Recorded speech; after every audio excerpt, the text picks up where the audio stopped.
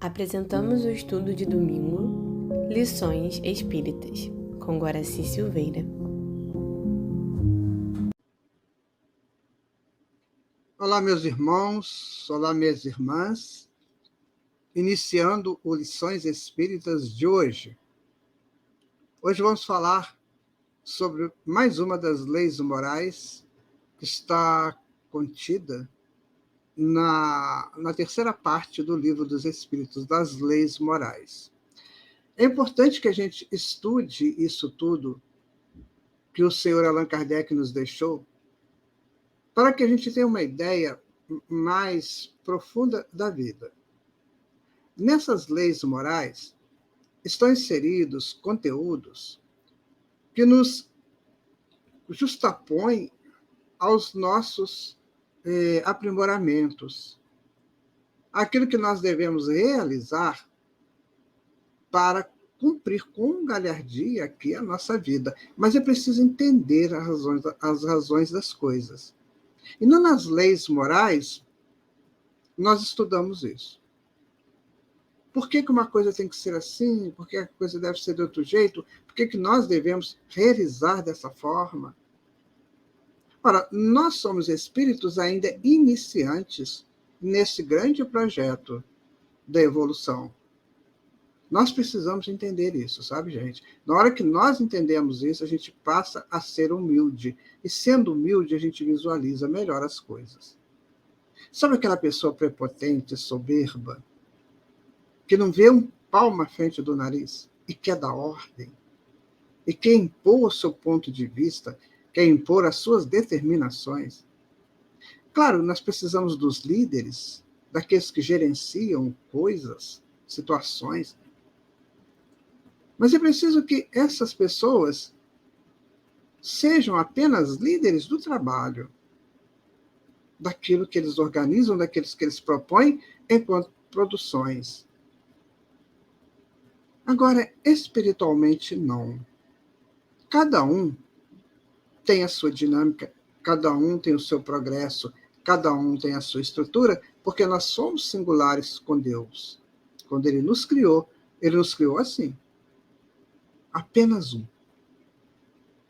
Então, para Ele, somos muitos, mas para nós, somos apenas um com Deus. E que temos ao nosso derredor milhares, trilhões de outros seres que também são um com Deus. Então, essa situação precisa ser entendida por nós, precisa ser compreendida por nós, para que a vida ganhe um sentido diferenciado daquilo que comumente se vê. Pessoas que querem ser superior ao outro, pessoas que querem ser superior à situação que pertence a uma classe, por exemplo, e que acha que a sua classe é melhor, que a sua classe é mais importante, enquanto que a importância está na razão direta do aprimoramento do espírito. Veja você a importância da formiga, da abelha, a importância dos animais, a importância das flores, dos vegetais como um todo. Todos somos importantes dentro daquilo que nos cabe e nos compete realizar. É preciso saber dessas coisas, sabe? É preciso saber de que a vida é uma estrutura criada pelo Pai, com toda a perfeição, a absoluta perfeição. E nós precisamos buscar entender isso para encontrarmos o caminho da perfeição. Então, nosso estudo hoje vai estar ligado à lei da igualdade, que está no Livro dos Espíritos, na terceira parte, das leis morais. Então, vamos conhecer um pouco como que a espiritualidade entende essa questão de igualdade. Vamos lá. Então, lei da igualdade. O ser social, para ser altaneiro em suas manifestações, necessita sentir-se igual a todos os outros seres e manter-se socialmente equilibrado na busca constante da sua harmonia em plena igualdade. de direitos e deveres. Entenderam isso, gente? Então, vamos repetir. O ser social, para ser altaneiro em suas manifestações, necessita sentir-se igual a todos os outros seres e manter-se socialmente equilibrado na busca constante da sua harmonia em plena igualdade de direitos e de deveres. Quando nós agimos assim, nós estamos começando a tentar entender o que é o ser social e como eu me porto neste conteúdo social enquanto ser. Você é muito importante, você não sabe disso, mas é. A sua presença no mundo ajuda a estabelecer a harmonia do cosmos. Mas é preciso você entender que o outro também que está ao seu lado possui essa mesma potência. Então é isso que vamos estudar. Somos irmãos. E tem uma lei de igualdade que nos rege.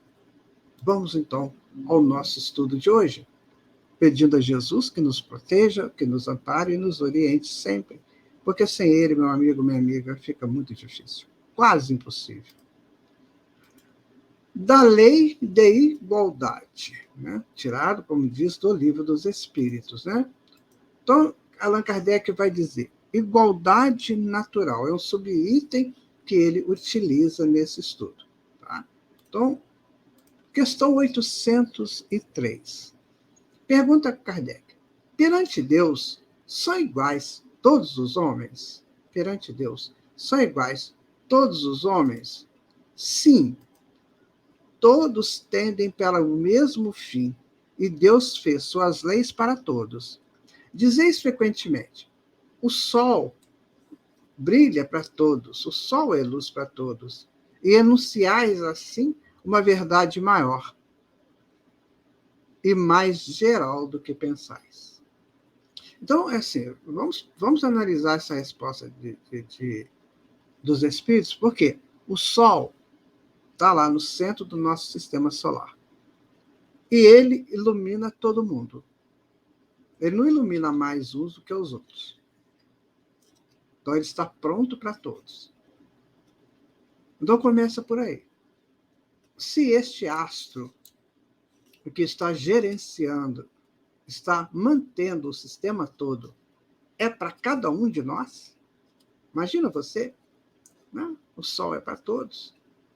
Então, automaticamente, todos somos unos em busca da luz do Sol.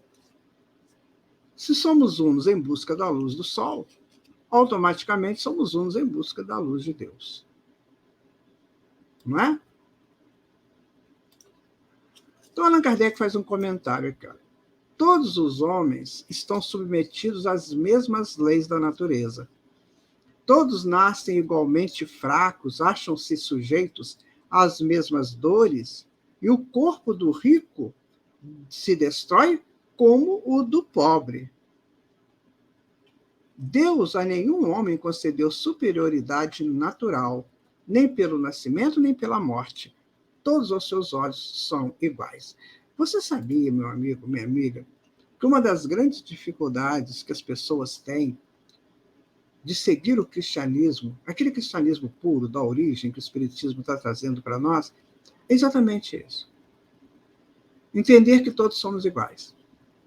Você imagina como foi complicado, lá no princípio, estabelecer o cristianismo entre os homens, principalmente quando você tinha o Império Romano, onde essa divisão era muito grande.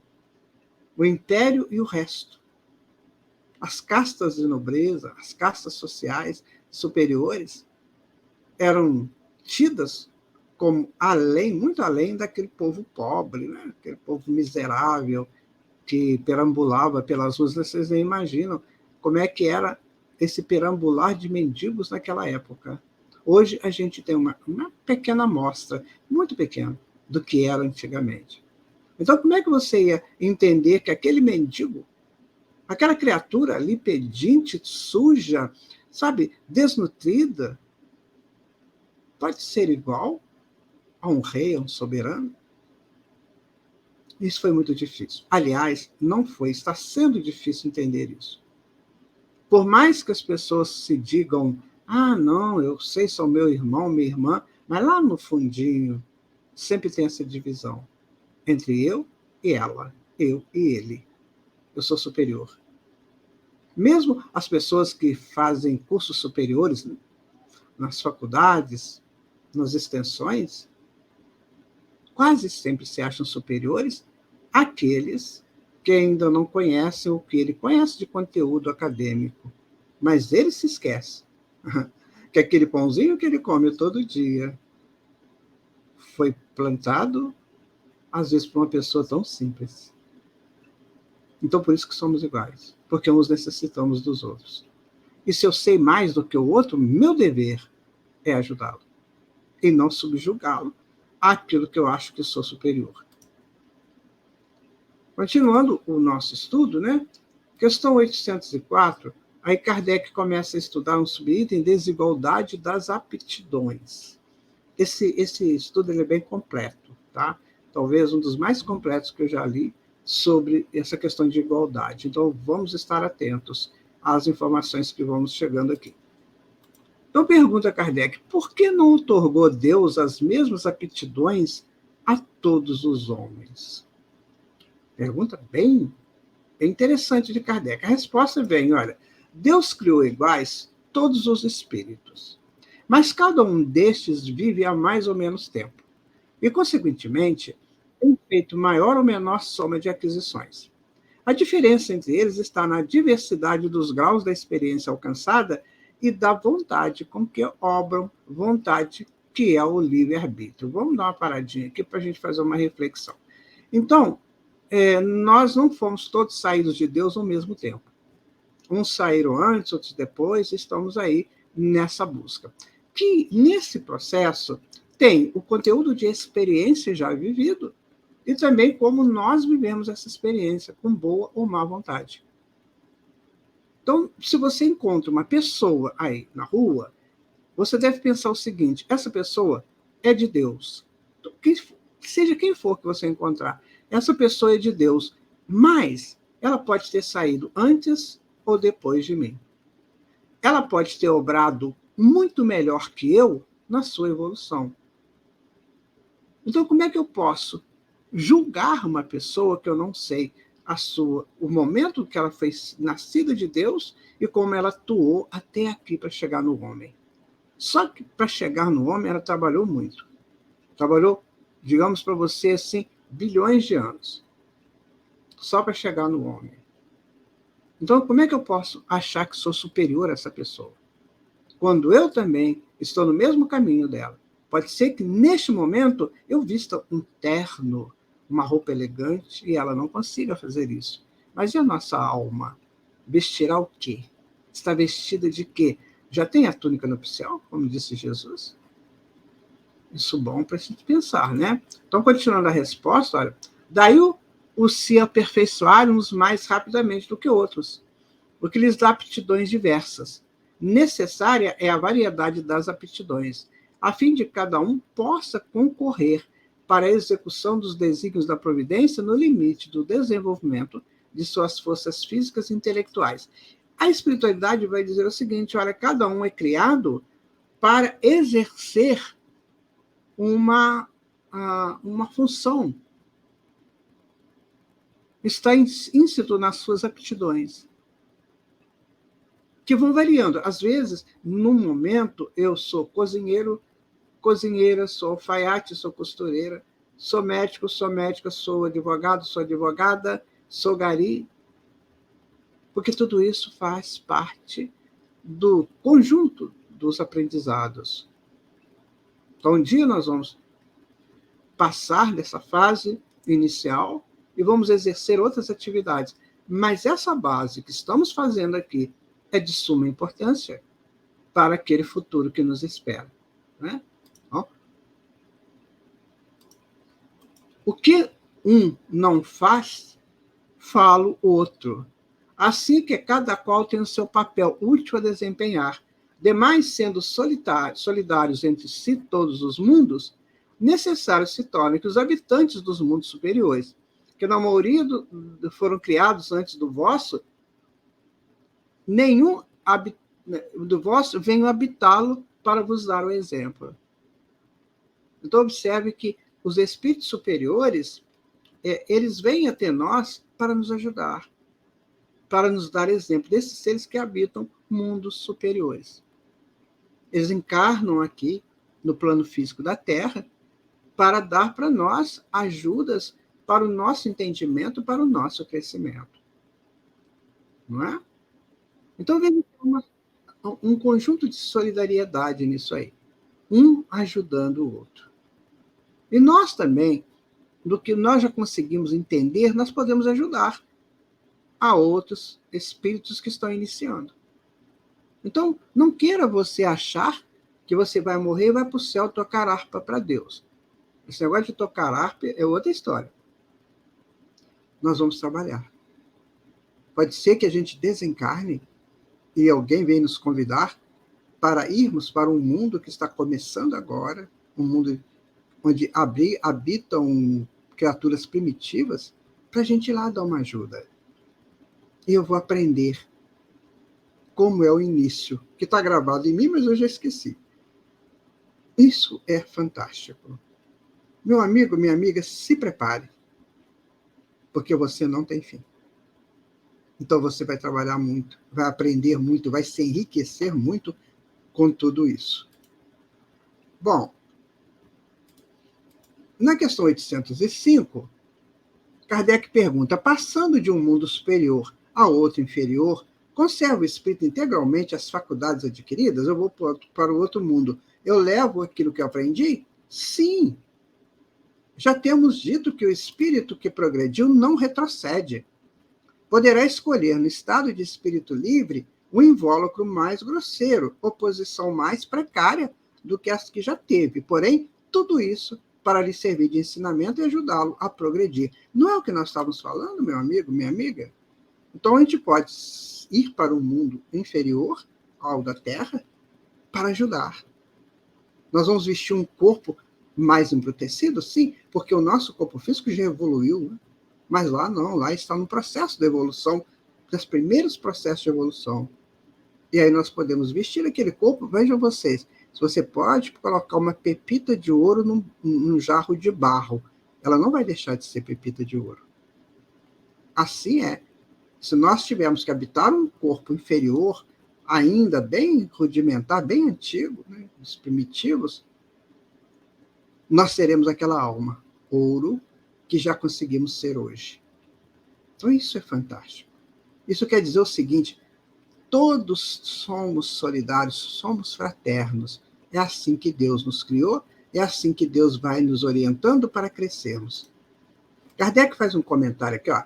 Assim, a diversidade das aptidões entre os homens não deriva da natureza íntima da sua criação, mas do grau de aperfeiçoamento a que tenham chegado os espíritos encarnados neles.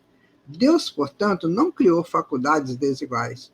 Permitiu, porém, que os espíritos em graus diversos de desenvolvimento estivessem em contato para que os mais adiantados pudessem auxiliar o progresso dos mais atrasados, e também para que os homens, necessitando uns dos outros, compreendessem a lei da caridade que os deve unir. Imagina você, se nós não precisássemos uns dos outros, nós seríamos ilhas solitárias e não solidárias. E seria muito ruim, porque as ilhas têm os seus pontos de primor, mas também têm as suas dificuldades. A ilha não dá um alimento tal que o outro precisa, a ilha ela tem uma agressão muito grande de ventos que a outra não tem, então nós seríamos isso, solitários e deficitários. Mas juntos, uns ajudando os outros, nós formamos clãs, famílias, sociedades, e aí vamos crescendo juntos. Porque é isso que precisa. Meu amigo, minha amiga, a tua vida hoje é só um ponto na sua evolução. Já disse isso. A tua reencarnação hoje é só um pontinho na sua evolução. Então faça bem a tua encarnação. Cumpra bem com o teu dever. Desigualdades sociais. Isso é muito falado, né? Desigualdade social. A gente vê cada proposta para isso, né? Cada coisa estranha, né? Sobre desigualdades sociais. A gente precisa de ter um conhecimento disso. Então, começa na questão 806 e Allan Kardec vai colocar o seguinte: é da natureza a desigualdade das condições sociais? É da natureza? É de Deus isso? Faz parte, né, da natureza divina? Eles vão dizer que não. É obra do homem e não de Deus. Eu preciso explicar uma coisa para você aqui, que é uma coisa muito séria, que você precisa parar para refletir. Então, quando a resposta é que isso é obra dos homens, muitas vezes nós encontramos teorias, né, sociais, alguma coisa nesse sentido, ensaios, né, teóricos de sociedade, que culpa os ricos pela presença dos pobres. A gente ouve muito isso. Isso, a partir do século XIX, então, teve um avanço muito grande, né, nessas questões. Mas eu preciso compreender o seguinte: que cada um recebe de conformidade com as suas obras. Isso está no Evangelho de Jesus, no Evangelho de Mateus. Então, se cada um recebe de conformidade com as suas obras, o ser social é em situação de miséria, de pobreza, está recebendo de acordo com as suas obras. Então, isso é obra de quem? Obra dele, homem. Então, a gente não pode confundir, quando essa resposta diz que isso é obra dos homens, que é uma questão puramente dos governos, das sociedades. Não, isso aqui também é obra do homem. Agora, compete aos homens resolver isso. Então, compete à sociedade resolver isso, compete aos governos tentar resolver isso, mas também compete ao homem tentar sair disso. Nós conhecemos casos de governos, né, que criam casas de acolhimento para essas pessoas e elas não querem, porque ela tem disciplina. Tem hora de chegar, tem hora de tomar banho, tem hora de lanchar, tem hora de dormir, tem hora de acordar. Eles não querem isso. Eles querem essa vida na rua, muitas vezes aquela situação de rua tão difícil. Então, se é obra do homem, o homem tem que resolver, mas todos os homens, não só um, mas todos, de ponta a ponta. Você concorda? Porque senão, meu amigo, minha amiga, fica muito difícil isso, a gente entender essa desigualdade. Então, Deus não é justo. Quando a questão é puramente humana, é a pessoa que escolhe. Então, se eu estou fazendo coisas erradas, se eu estou prejudicando alguém, se eu estou me comprometendo com a lei de Deus, eu terei respostas a respeito disso. Cada um de uma forma. Então, nós estamos aqui pensando mais profundamente do que se diz atual. Né?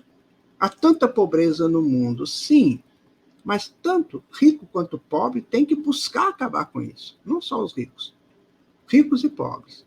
Então, se eu sou pobre, o que eu posso fazer? Eu tenho que estudar, eu vou buscar uma coisa, um aprimoramento melhor para mim, eu vou me subjugar às leis da sociedade, eu vou me subjugar às leis de Deus, para que eu possa sair dessa situação. Não é? Eu conheço tanta gente que nasceu pobre, sem nenhum recurso, e conseguiu, com muito esforço, estudou, trabalhou, virou noites aí estudando e trabalhando para poder conseguir um conhecimento e que o colocasse melhor no mercado. Olha, gente, é preciso refletir mais sobre isso, muito mais. Aí vamos dando continuidade aqui, olha. Na questão 806A. Então, Kardec pergunta: algum dia essa desigualdade vai desaparecer? Desaparecerá? A resposta é espera que voltou aqui. Eternas somente são as leis de Deus. Só elas são. Não vês que dia a dia ela gradualmente se apaga? Desaparecerá quando o egoísmo e o orgulho deixarem de predominar. Restará apenas a desigualdade do merecimento. Dia virá em que os membros da grande família dos filhos de Deus deixarão de considerar-se como de sangue mais ou menos puro. Só o espírito é mais ou menos puro, e isso não depende da posição social. Eu queria fazer aqui uma alerta dessa frase que ele coloca aqui, olha. Restará apenas, espera aí que eu estou pegando aqui, restará apenas a desigualdade do merecimento. Desigualdade do merecimento. Eu mereço mais porque eu me esforço mais. Você merece mais porque você se esforça mais. Só essa desigualdade que vai ter. A do merecimento pelos esforços, a do merecimento pelas suas ações, pelos seus projetos de evolução. Então, amigo, amiga, vamos trabalhar, vamos crescer, vamos estudar, vamos nos aprimorar. Aqui no movimento espírita, muitas vezes, a gente vê médiuns que não querem estudar, que não querem aprimorar, que acham que não precisa de estudar, não precisa de nada. Só ir lá no dia da reunião e ficar lá, né, como passivo para a comunicação dos espíritos. Tudo bem, é um ponto, mas precisa do outro. Eu preciso entender aquilo. Eu preciso conhecer. Então, senão, eu vou chegar no mundo espiritual, trabalhei durante 40 anos em mesas mediúnicas, e vou chegar no mundo espiritual como? Ignorante, não sabendo nada. Então, não vou ter méritos. Essa busca do merecimento é muito séria. Nós temos que entender isso. Tanto a busca do merecimento, digamos, social, material, né? Como também a busca do merecimento espiritual. Então você pensa assim, mas fulano é o melhor médium do que o outro. Aí eu fico com inveja dele. Chico Xavier disse uma vez que a pior coisa é alguém sentir inveja de nós. Porque, segundo ele, a frequência da inveja é feia, é horrível, é mal cheirosa. Então, se você sente inveja, é porque você não consegue chegar até onde o outro chegou. E o outro chegou por quê? Porque ele mereceu, ele trabalhou, ele agiu. Guarda, isso é sério. Muito sério. Questão 807. Que se deve pensar dos que abusam da superioridade de suas posições sociais para, em proveito próprio, oprimir os fracos? O que você acha, meu irmão? Merece anátema. Ai deles. Serão, a seu turno, oprimidos. Renascerão numa existência em que terão de sofrer tudo o que tiveram feito sofrer os outros. Aí que nós vamos falar com você. Lembra da desigualdade social? Então, ele abusou da superioridade dele no passado, não foi? Da posição social dele. E agora ele vai renascer como? Ainda como abusador? Ainda como uma pessoa que sobrepuja, que impõe seus conteúdos perniciosos para outro? Não! Merece anátema, ou seja, merece recuperação. Então vão renascer numa existência em que terão de sofrer tudo o que tiverem feito sofrer os outros.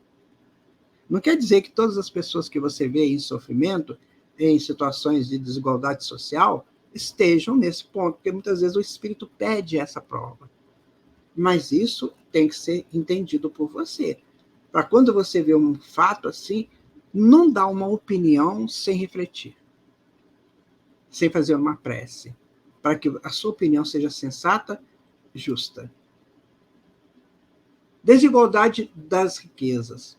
Questão 808 do Livro dos Espíritos. Kardec pergunta: a desigualdade das riquezas não se originará das faculdades, em virtude de igual uns dispõem de mais meios de adquirir bens do que os outros? Então, a desigualdade das riquezas não se originará daquelas das faculdades, né, em virtude da qual uns dispõem de mais meios de adquirir bens do que os outros? Pessoa mais inteligente, a pessoa que nasce numa situação igual está aí, essas moedas, né, já nasce numa situação mais favorável.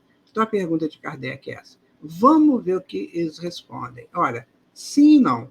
Da velhacaria e do roubo que dizes? Então, meu amigo, quando você vê uma pessoa muito rica, com muito projeto, com muita muita propulsão na vida, não vai achando que é tudo santinho. Vá com calma, sabe? Vá com calma. Eu, às vezes, por viajar em vários lugares que eu vou, eu vejo mansões maravilhosas, lindas, né? Coisas bonitas demais. E aí eu fico pensando, será como foi que aquilo foi adquirido? Será que foi, né? Direitinho, com trabalho? Eu peço a Deus que seja. Porque senão aquelas pessoas vão ter que resolver isso um dia com a lei de Deus.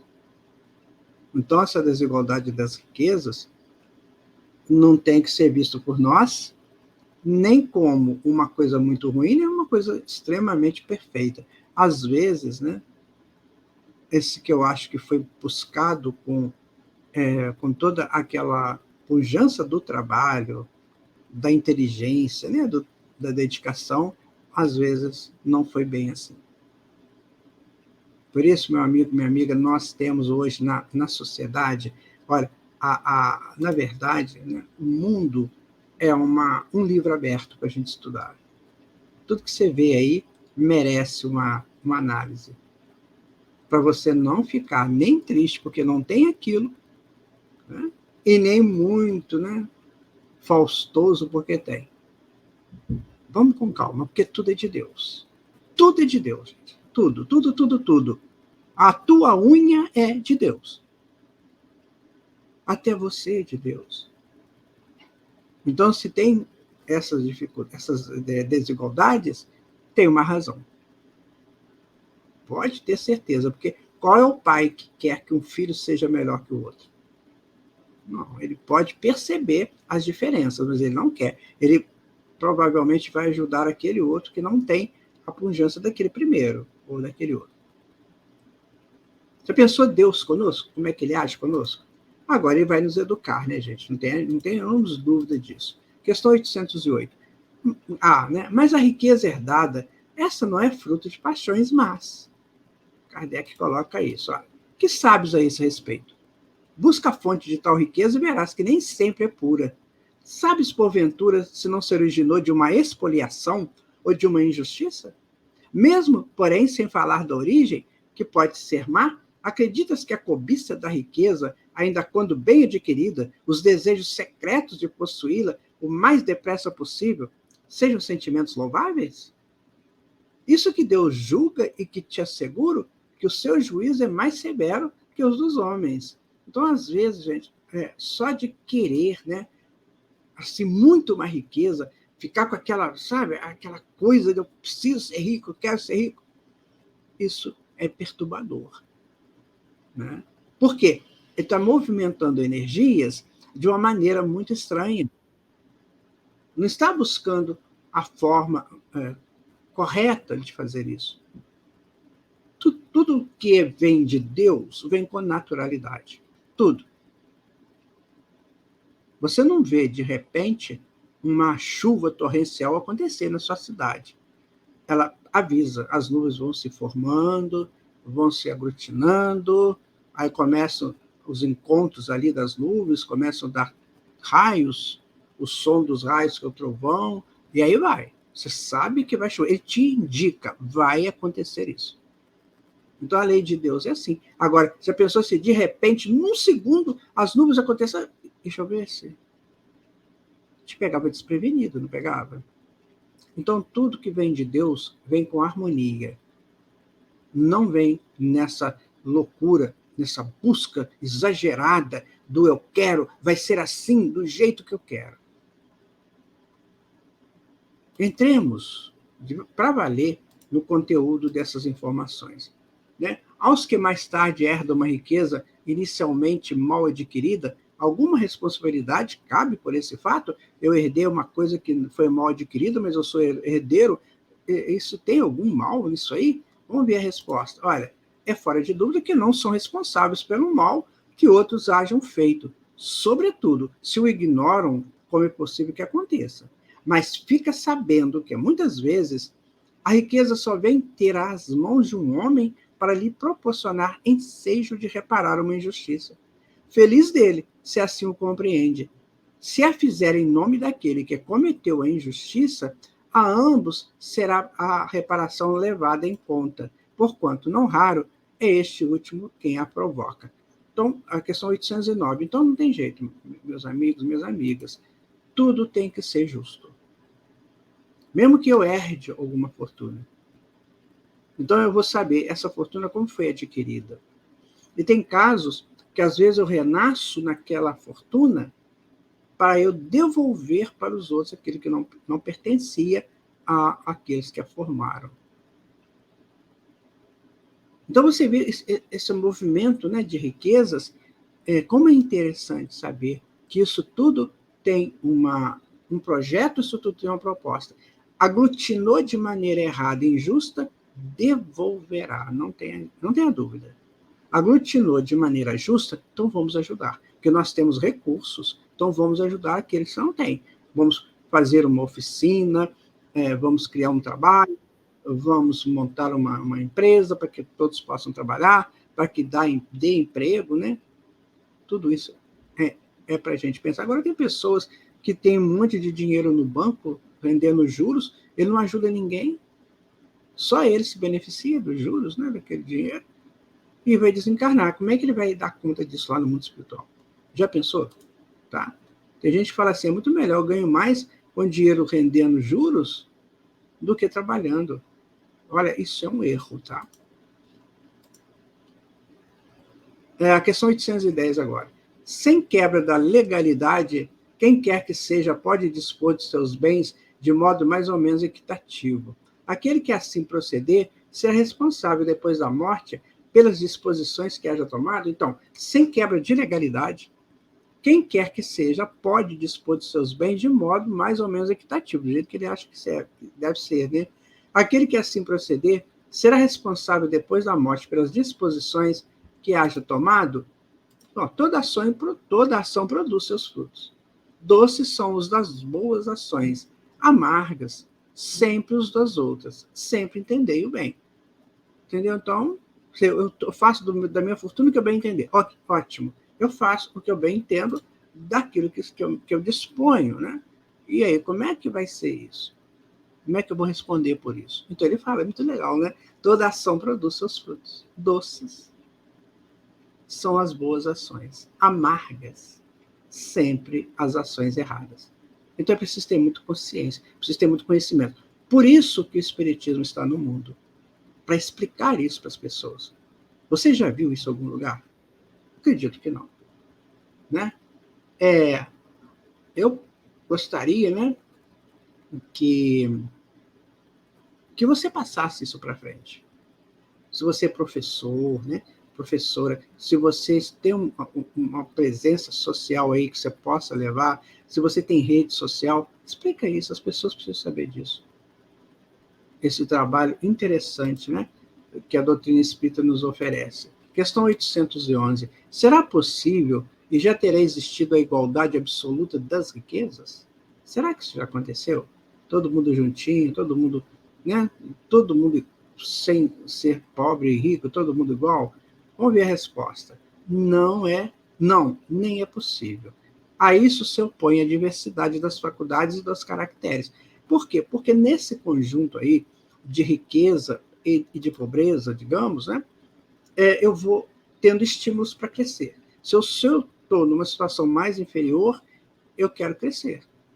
Então, a riqueza me é um atrativo, me é um estímulo para eu crescer. E se eu sou rico?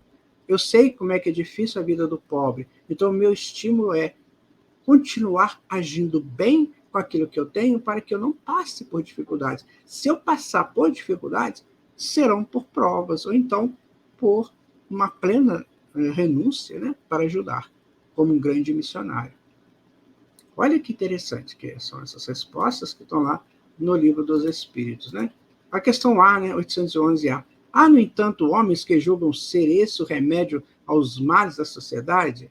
Que pensais a respeito? São pessoas que acham que todo mundo sendo igual nas riquezas, que acabam com os males sociais. Vamos ver o que os espíritos respondem.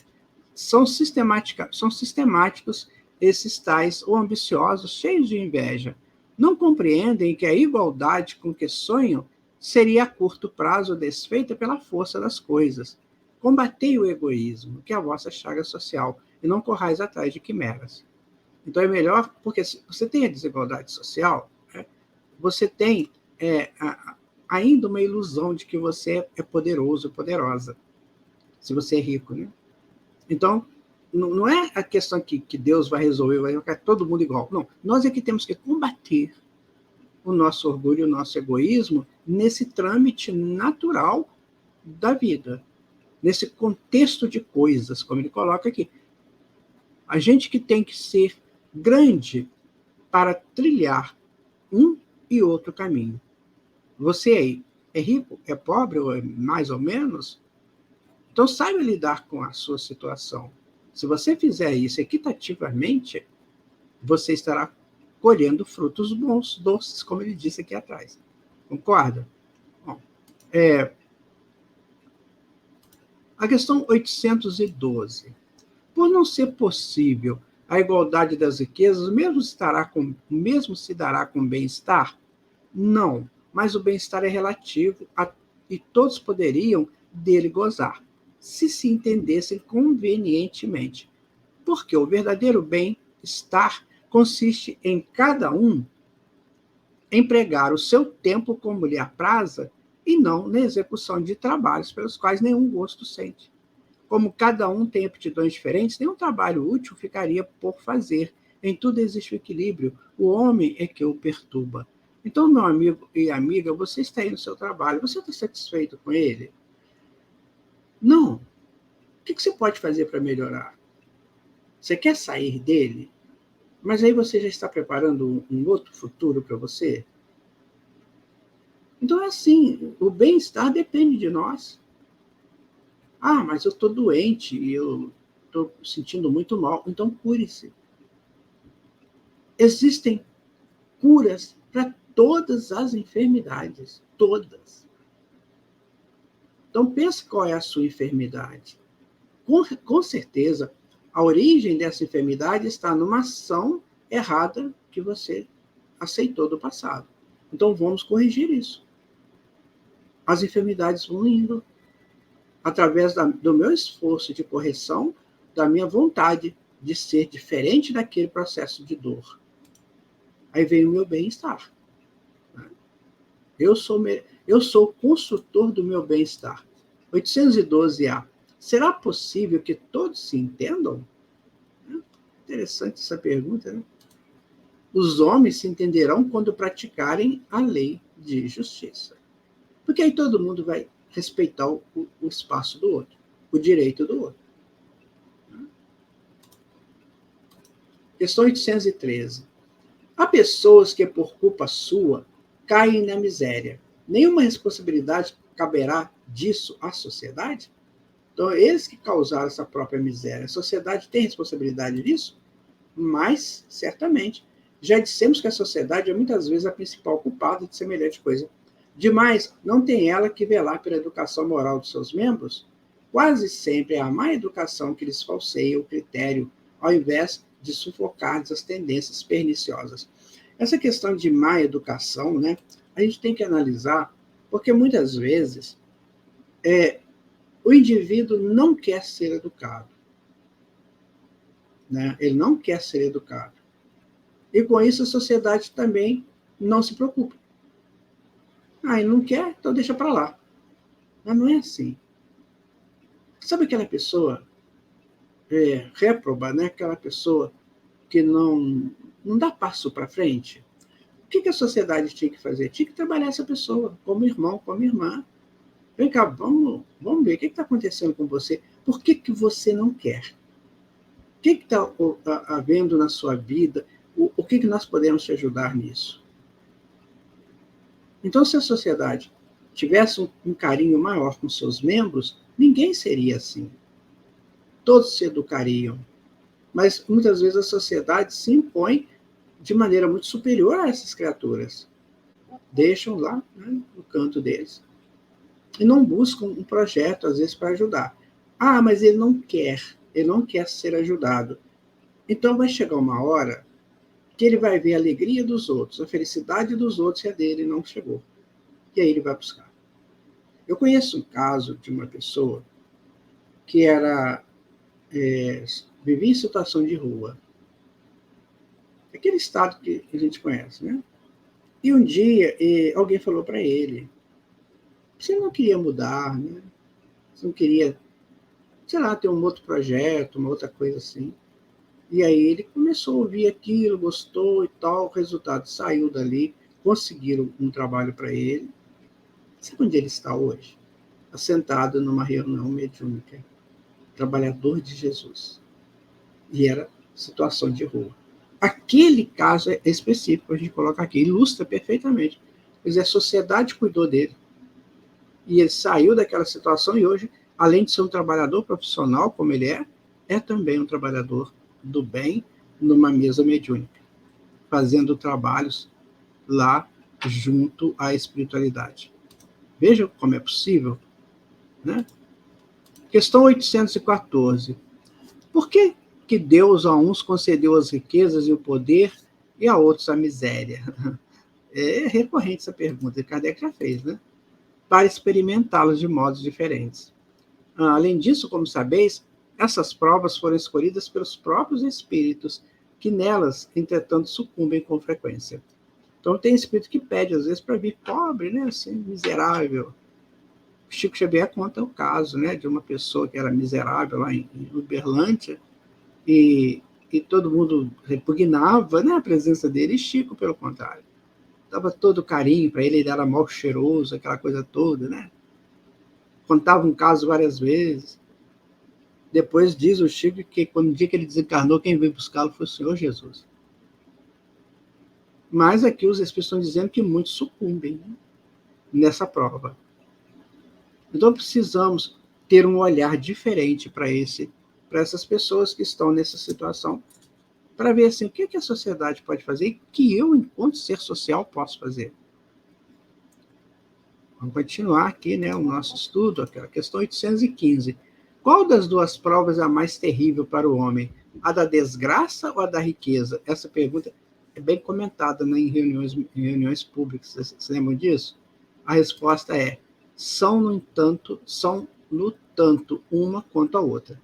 A miséria provoca as queixas contra a providência, e a riqueza incita a todos os excessos. Então, o problema não é a prova em si, o problema é como eu vou atuar estando na prova. Né? Como que eu vou atuar estando nessa prova da miséria ou da riqueza? Você já passou por isso? Já teve momentos muito difíceis, né? Financeiramente ou mesmo socialmente, em que você foi grande, né? Ou você ficou desanimado, desanimada, eu não vou conseguir nada, coitado de mim. Você já deve ter passado alguma coisa assim, né? Um momento de doença. Então, meu amigo, nós é que determinamos como nós vamos vencer as dificuldades. Ou você acha que Deus permite que a dificuldade chegue para nós pelo simples fato de rir da nossa cara, de não estar conseguindo? Não, amigo, amiga, pelo contrário. Ele está querendo que você saia bem, que você se dê bem, porque quando você se der bem, você cresce. Tem um ditado que diz assim: tudo que é agredido se defende e na defesa se fortalece. Sentiu-se agredido? Defenda. Cuide-se. Porque quando você fizer isso, você vai sair fortalecido. Aquilo que não me mata, me dá força. É outro ditado que nós temos. Não podemos sucumbir, né, às provas. Agora vamos para a questão 816. Né? Estando o rico sujeito a maiores tentações, também não dispõe, por outro lado, de meios de fazer o bem? Mas é justamente, peraí que voltamos aqui, mas é justamente o que nem sempre faz. Torna-se egoísta, orgulhoso, insaciável. Com a riqueza, suas necessidades aumentam e ele nunca julga possuir bastante para si unicamente. Eu me lembro, né, de uma pessoa muito amiga minha, ela ganhava 4 vezes o que eu recebia na época no meu trabalho. Vou botar aqui que é melhor. ela ganhava 4 vezes o que eu recebia. Eu vivia com dificuldades, apertado, né? Aí eu falava assim, essa pessoa não tem dificuldades. Um dia eu conversei com ela, as dificuldades dela eram muito maiores que a minha. Porque enquanto eu fazia uma conta de R$ 200, ela fazia de 5.000. Aí eu comecei a analisar o que eu comprava com 200 e ela com 5.000, a necessidade daquilo. A minha necessidade era melhor, porque me saciava. A dela era ilusão, era quimera. Ela queria coisas assim, fantasmagóricas, sabe? Comprar coisas desnecessariamente, casa cheia de coisas que ela guardava lá. Carros do ano, tinha que trocar carro todo ano, porque senão, peraí, eu não sou uma pessoa bem vista socialmente. O meu pai, aquele fusquinha velho, me levava no mesmo lugar que o carro dela levava. Então, minha gente, tá aí, né? Então, o sujeito pode se tornar egoísta, orgulhoso, saciável com a riqueza. Enquanto que o outro não, o outro vai fazer aquilo que pode fazer. Ele vai planejar, eu estou precisando comprar uma coisa, deixa eu planejar aquilo, né? Eu estou querendo comprar um equipamento, para o meu trabalho aqui. Há quanto tempo que nós estamos tentando, planejando, vendo que é possível isso. No dia que conseguir vai ser uma beleza, porque conseguimos pelo nosso esforço. Sabe? Isso é importante a gente ter na nossa cabeça, no nosso coração. Kardec vai dizer o seguinte, olha, a alta posição do homem neste mundo e o ter autoridade sobre os seus semelhantes são provas tão grandes e tão escorregadias como a desgraça, porque quanto mais rico e poderoso é ele, tanto mais obrigações tem que cumprir, e tanto mais abundantes são os meios de que dispõe para fazer o bem e o mal. Deus experimenta o pobre pela resignação e o rico pelo emprego que dá aos seus bens que estão ao seu poder. A riqueza e o poder fazem nascer todas as paixões, que nos prendem à miséria e nos afastam da perfeição espiritual. Por isso foi que Jesus disse, em verdade vos digo, que é mais fácil passar um camelo por fundo da agulha do que entrar um rico no reino dos céus. Eu não sei assim, como é a sua visão de vida. Tem pessoas que acham que a vida é só o que acontece aqui neste mundo. No plano físico do sistema Terra. A Terra tem 7 dimensões, então no plano físico do sistema Terra. Tem pessoas que acham que tudo é o que está aqui. Que não tem esse link com o sentido espiritual da vida, a necessidade de espiritualizar-se. Ele não percebe que ele renasceu e vai desencarnar. Que ele está num processo, né, incrível de evolução. Fantástico esse processo. Então, o que acontece? Ele fica colocando tudo aqui. Ele não pensa na sua expressão espiritual. E um dia ele vai ter que dar conta daquilo que ele administra. Então, não importa ser rico ou ser pobre. Importa como você se porta perante uma ou outra situação. Ou a situação mediana. Importa que você é um ser espiritual. Antes de ser social, você é um ser espiritual. Porque você só chegou a ser social porque é espiritual. Então, cuida do teu espírito também. Cuida das tuas coisas, os seus afazeres, né? Mas cuida também do teu espírito. É isso que a espiritualidade nos ensina. Tá? Agora, a igualdade dos direitos do homem e da mulher. São iguais, serão esses direitos, né? Então, vamos ver aqui o que é a pergunta de Allan Kardec. São iguais perante Deus o homem e a mulher e têm os mesmos direitos? Questão 817. Né? Vamos ver a resposta que ele vai dar. É o seguinte, não otorgou Deus a ambos a inteligência do bem e do mal e a faculdade de progredir? Nós temos que entender, meus amigos e minhas amigas, uma coisa muito séria, que é a questão dos arquétipos. O espírito é único. Ele não tem gêmeo, ele é único. Mas ele tem 2 arquétipos nesse processo. Nesse momento da nossa evolução, ele tem 2 arquétipos. Ou seja, ele é uma bola e sai 2 perninhas. Uma eles representam com mais, outro com menos. Tá bom? Então, uma é ânimo, que é masculino, outro ânima, feminino.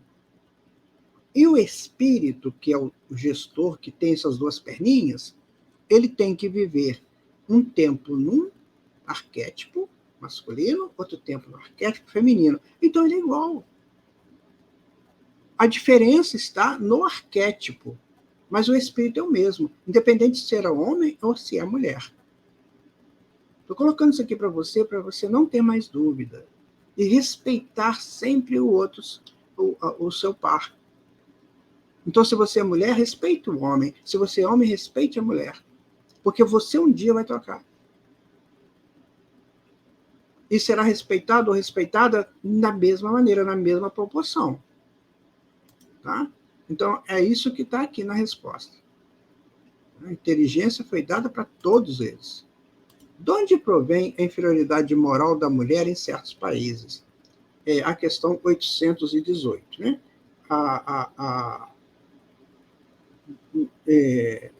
Vamos ver qual é a pergunta que Allan Kardec vai fazer sobre isso. Ó. De onde provém a inferioridade moral da mulher em certos países? Do predomínio injusto e cruel que sobre ela assumiu o homem.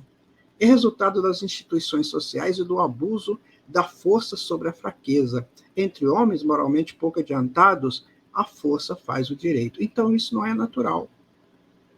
Isso não é natural. Percebe?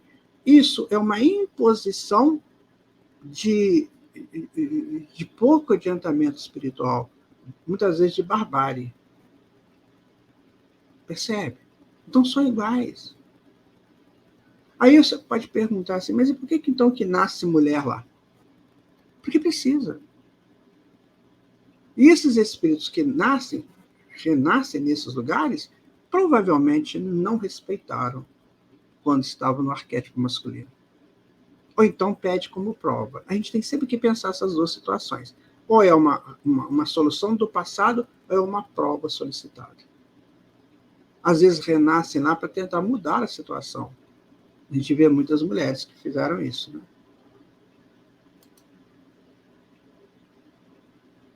Né? A questão agora é 819. Com que fim mais fraca fisicamente do que o homem é a mulher?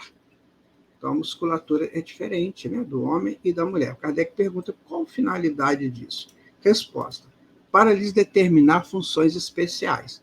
Ao homem, por ser o mais forte, os trabalhos rudes. À mulher, os trabalhos leves. A ambos o dever de se ajudarem mutuamente a suportar as provas de uma vida cheia de amargor. Então, a nossa vida no plano físico, ela é sempre complicada, sempre difícil. Por isso que nós temos que ter um para cuidar das coisas mais rudes, mais pesadas, e outro das coisas mais leves, mais sutis, para que haja o equilíbrio. Então é preciso entender assim. Sabe? É preciso entender que se são direitos são iguais, os deveres, as tarefas são diferentes.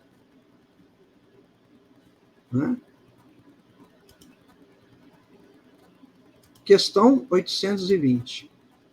A fraqueza física da mulher não a coloca naturalmente sob a dependência do homem? Deus a uns deu a força para protegerem o fraco e não para escravizarem. Então, a responsabilidade do homem aqui é de proteger a mulher quando for necessário. Não é de escravizá-la. E a mulher, automaticamente, né, para o seu próprio benefício, ela tem que entender a sua necessidade de ajudar o homem nas suas tarefas também. Um depende do outro, não tem como. Não tem Robson Crusoe, isso é uma fantasia. Aliás, não é uma fantasia, isso é uma amostra que você não vive sozinho. Não é assim? Não vivemos sozinhos, gente. Não tem como. Um depende do outro. Né? Veja você que importante que é saber isso e, principalmente, viver isso. Né? Kardec faz um comentário. Deus aprimorou a organização de cada ser as funções que ele cumpre desempenhar, tendo dado à mulher menor força física, deu-lhe ao mesmo tempo maior sensibilidade em relação com a delicadeza das funções maternais e com a fraqueza dos seres confiados aos seus cuidados. Você observa essa colocação de Kardec, ela é muito importante. Só a mulher pode ser mãe. Homem nenhum vai parir. Não vai. Por quê? A função do homem é muito rude para gestar uma criança. Isso é só com a sensibilidade feminina, onde se desenvolve o gene materno. O homem ele vai amparar, vai proteger, mas só a mulher, né, pode ser mãe. E olha, essa missão maternal é uma das mais importantes do mundo, se não a mais importante. Então veja como que Deus faz tudo certinho. Só a mulher pode ser mãe, só ela tem essa possibilidade. Ao homem compete guarnecer essa maternidade. Isso é um valor, minha gente, inestimável. Tá? Inestimável. Questão 821. As funções a que a mulher é destinada pela natureza terão importância tão grande quanto as deferidas, né, ao homem? Pergunta bem interessante. Kardec vai resolver muita questão que nós temos aqui hoje. Olha, sim, maior até. É ela quem lhe dá as primeiras noções de vida. Por quê? Porque normalmente é a mulher, mãe, que vai ensinar as primeiras coisas para o filho, para a filha. Geralmente é isso, é ela que está com a criança mais próxima dela. Ela precisa de amamentar, então ela tem que estar mais perto da criança do que o pai, que às vezes vai precisar de buscar recursos fora, né, para sustentar a casa. Então, as primeiras noções de vida para um ser que reencarna é dado pela mãe, pela mulher. Está vendo como é que equipara essa coisa? Aí o homem bárbaro não pode ser comparado com um homem da atualidade. Né? Se esse homem da atualidade age como um bárbaro, ele precisa ser educado. Ele não pode fazer isso. Não pode agredir ninguém, não pode matar ninguém, principalmente mulheres. Né? Então é preciso que haja um equilíbrio aí. Haja uma educação. Né? Para que essa coisa de feminicídio acabe, para que essa coisa de Maria da Penha não tenha mais necessidade. Então é preciso educar os dois. Esse estudo do Espiritismo tende a essa educação. Quando o homem souber que os direitos dele são iguais aos direitos da mulher e que as funções são diferentes, ele vai entender qual é a função dele, uma vez que ele tem o mesmo direito. E ela vai entender qual a função dela, uma vez que ela tem o mesmo direito. Então, se tem barbárie ainda nesse meio, precisa de educar, como diz Platão. Ao rebelde, você educa. Ao simples, né, ao ignorante, você ensina. E ao rebelde, você educa. Então, temos que educar. E qual é o melhor? Quem é o melhor para se educar? Ou para educar alguém, senão ele mesmo? Então, aqui está a informação. Vamos pensar nisso. Seriamente. Sendo iguais perante a lei de Deus, devem os homens ser iguais também perante as leis humanas? Pergunta 822. Né? Resposta. O primeiro princípio da justiça é este: não façais aos outros os que não quererias que vos fizessem. Nós já sabemos disso. Isso é a regra áurea da vida. Né? Não faz a ninguém o que você não gostaria que fosse feito a você. E a questão 822A, assim sendo, uma legislação, para ser perfeitamente justa, deve consagrar a igualdade dos direitos do homem e da mulher? Resposta: dos direitos, sim. Das funções, não. Precisa que cada um esteja no lugar que lhe compete. Ocupe-se do exterior o homem e do interior a mulher, cada um de acordo com a sua aptidão. A lei humana, para ser equitativa, deve consagrar a igualdade dos direitos do homem e da mulher. Todo privilégio a um ou a outro concedido é contrário à justiça. Olha que sério, guardem isso. todo privilégio dado a um ou a outro é contrário às leis de justiça. Está vendo como é que é equitativo essa coisa? Como é que isso precisa chegar na sociedade? Precisa chegar em todas as instituições?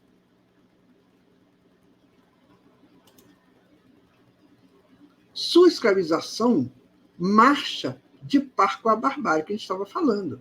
Os sexos, além disso, só existem na organização física, visto que os espíritos podem encarnar num e no outro. Sob esse aspecto, nenhuma diferença há entre eles. Devem, por conseguinte, gozar os mesmos direitos. Vamos repetir isso. Hoje eu estou homem, estou no arquétipo ânimo, tenho minhas funções, tenho minhas determinações físicas, tenho as minhas projeções enquanto ânimo, ou ânima. Desculpa, o ânima tem as determinações dele, tem os aspectos físicos e as suas projeções. Então, hoje, eu estou ânimo, você que é mulher está ânima, depois a gente vai inverter isso. Então, para que brigar? Para que ficar nessa confusão de guerra de sexos? Quando cada um tem que cumprir seu dever. O homem não tem o direito de bater na mulher, e a mulher tem o dever de cuidar de si e daquilo que está na sua mão.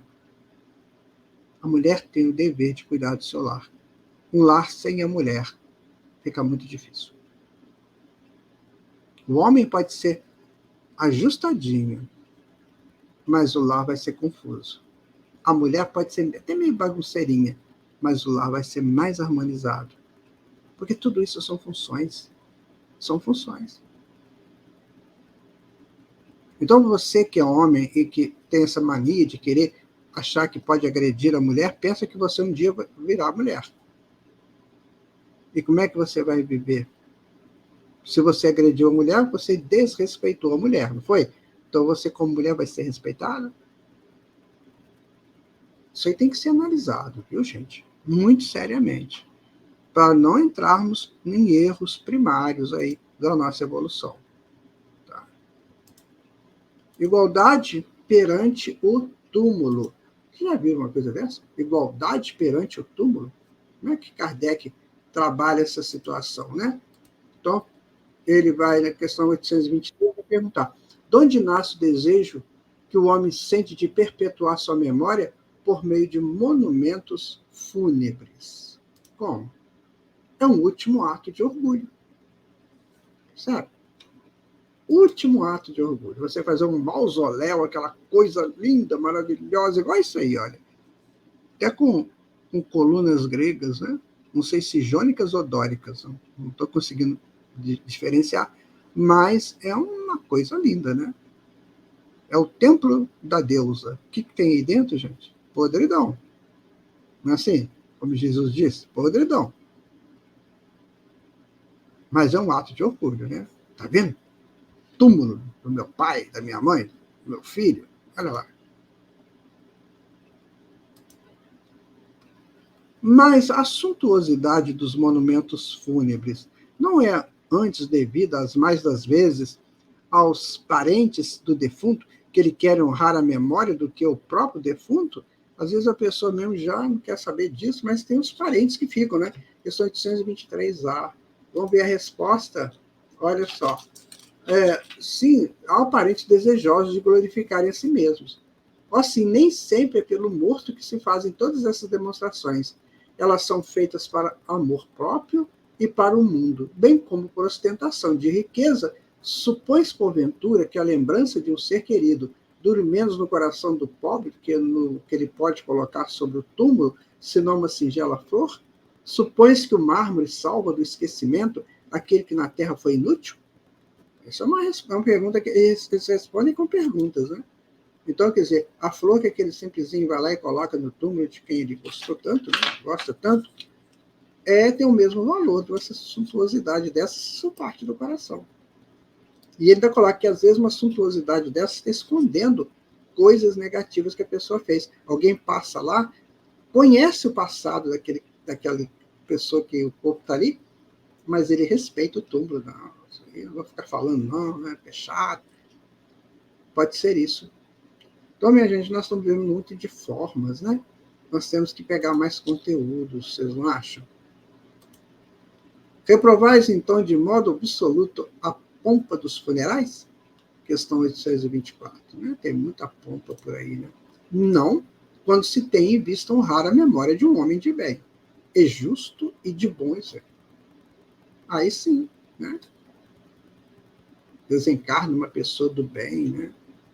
E eles têm uma pessoa conhecida, socialmente conhecida, então faz-se aí toda uma pompa no seu funeral como reconhecimento ao que ele realizou, ao que ela realizou. Né?